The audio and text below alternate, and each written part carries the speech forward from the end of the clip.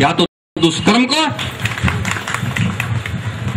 या तो हम किसी दुष्कर्म को छिपाते हैं और या पाप कर्म को छिपाते हैं। अच्छे कर्म का तो हमेशा प्रचार होना चाहिए। एक बार फिर से जयकारा लगाइएगा।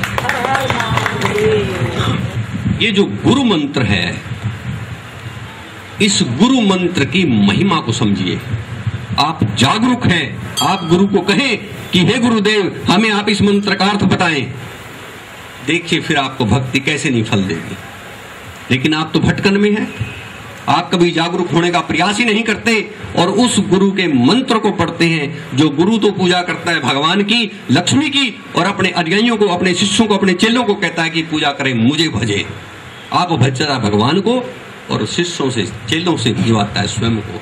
फिर कैसे हमारा उद्धार होगा? आप इस गुरु मंत्र, इस गुरु नाम, इस गुरु दीक्षा से भी सतर्क हो जाइएगा। फिर देखिए कैसे आपको भक्ति फल देगी। एक बात और मैं यहां दूंगा आपको उदाहरण के तौर पर।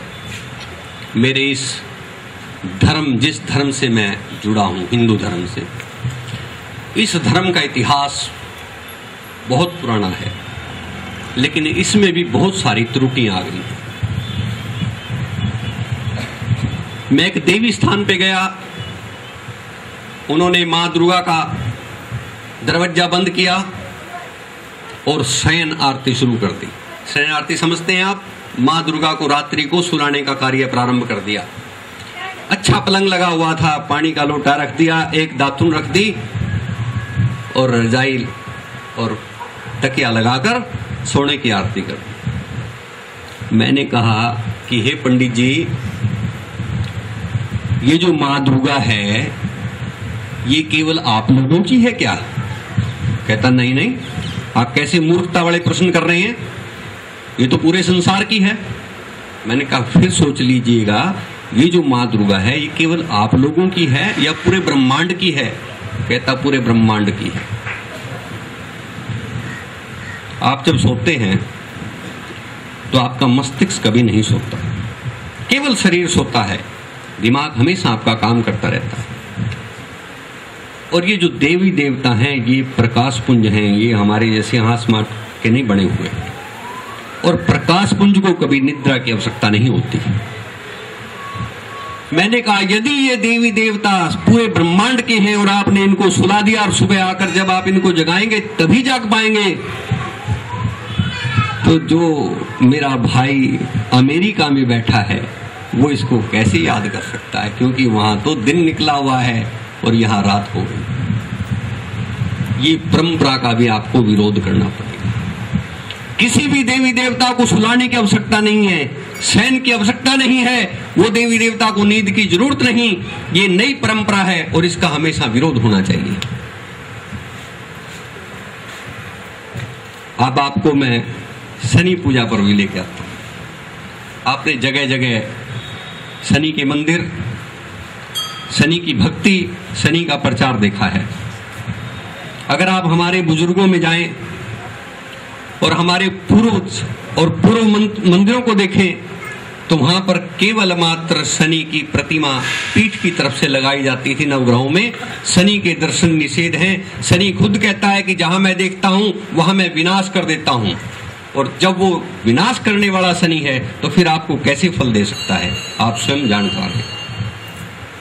रावण ने शनि को जोड़कर, कैद कर, बांध कर अपने पांव में उल्टा करके रखा और उसकी पीठ पर पांव रखकर बैठता था। एक दिन नारद ने आकर कहा कि आप वीर पुरुष हैं, आप जैसा विद्वान पूरे संसार में नहीं। वीर नीति कहती है कि आप हमेशा शत्रु की छाती पर पांव रखकर बैठिएगा, लेकिन आप उसकी पीठ पर पांव रखकर बैठे हुए हैं, ये नीति के विरुद्ध है। रावण ने नारद की बात को सुना और शनि को सीधा करवा दिया। शनि हंसा, कहता हे दशानन, अब तेरा अंत सुनिश्चित है, क्योंकि मेरी दृष्टि अब आपके मुख पर है। तो जहां मैं देखता हूं वहां मैं विनाश कर देता हूं। फिर आप कैसे चाहेंगे कि शनि के दरवाजे पर जाएं, शनि के मंदिर जाएं, दीपक लगाएं और भगवान को कहें कि हे प्रभु मेरा उद्धार कर? वो अगर आपको देखेगा तो विनाश ही करेगा। दूसरा उदाहरण, भागीरथ सशरीर स्वर्ग गया। जो मैंने अभी आपको थोड़ी देर पहले बताया था, भागीरथ सशरीर स्वर्ग गया। इंद्र ने सभी देवताओं से मिलवाया। इंद्र का कार्य देवताओं से मिलवाना है। जब सभी देवताओं से मिलने के बाद भागीरथ ने कहा कि हे इंद्र, मैं शनि देव से भी मिलना चाहता हूं। इंद्र ने कहा कि भागीरथ, ये आपकी जो मांग है ये अनुचित है। अगर आप शनि से मिले तो अनर्थ हो जाएगा। लेकिन उसने जिद की। इंद्र शनि दरबार में लेके गया। शनि अपनी पीठ करके बैठा हुआ था। इंद्र ने पीठ की तरफ से नमस्कार किया कि हे शनिदेव, ये भागीरथ है, सशरीर स्वर्ग आया है, धरा पर गंगा को लेकर गया था, ये आपके दर्शन चाहता है। मैं आपके और इसके बीच से हट रहा हूं, आप इसे दर्शन दें। जैसे शनि ने अपनी पीठ घुमाई, शनि की दृष्टि भागीरथ पर पड़ी और भागीरथ सशरीर स्वर्ग से धरा पर आ गिरा। फिर आप कैसे उम्मीद करते हैं? भगवान भोलेनाथ जो आदि देव है, जिन पर कोई मुहूर्त, कोई कष्टि, कोई बाधा आ नहीं सकती, उन पर भी जब शनि का कुप्रभाव हुआ तो उन्होंने कैलाश त्याग दिया। फिर हम कैसे उम्मीद करें कि मैं शनि को देखकर उसको प्रसन्न कर लूंगा या मैं शनि साधक हो जाऊंगा।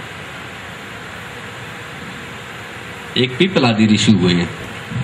आप लोग बचपन से देखते रहे होंगे कि हमारे बुजुर्ग हमको हमेशा ये बताते थे कि आप पीपल में शनिवार के दिन जल चढ़ाएं, कच्चा दूध चढ़ाएं और दीपक लगाएं। इसलिए क्या? ताकि आपको शनि का कभी कुप्रभाव ना झेलना पड़े।